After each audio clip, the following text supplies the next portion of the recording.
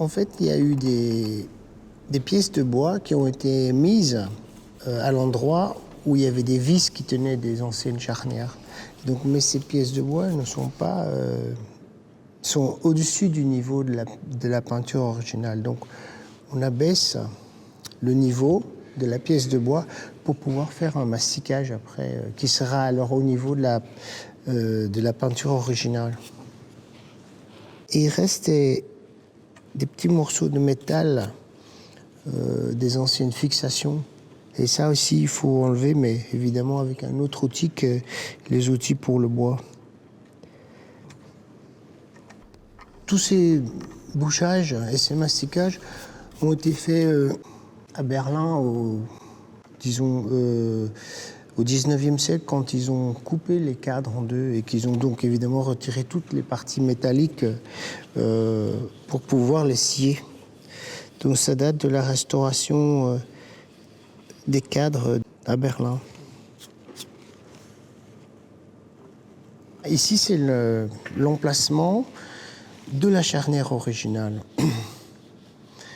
Donc les volets étaient articulés entre eux. Et ici, il y avait une charnière qui permettait de bouger les volets, mais probablement que cette charnière, après toutes les nombreuses utilisations qu'on en a faites, a commencé à avoir du jeu. Et donc, ils ont supprimé la charnière qui était sur le côté latéral pour appliquer des très grosses charnières qui à la fois couvraient le cadre et aussi renforçaient le coin. On a des photos anciennes qui date du travail avant Berlin, où on voit ces grosses charnières métalliques qui sont appliquées sur la surface.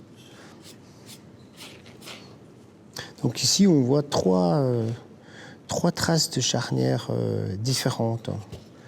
La charnière originale, une première série de trous correspondant à une première charnière appliquée, et puis une deuxième charnière aussi.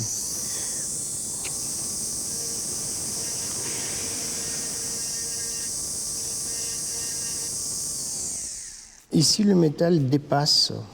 En principe, on essaye de ne pas trop laisser de métal dans le bois parce que le fer va continuer à se corroder et ça fait une expansion des particules de métal qui font sauter la couche de peinture et qui écartent le bois. Donc on essaye de ne pas laisser de métal qui s'oxyde dans le bois.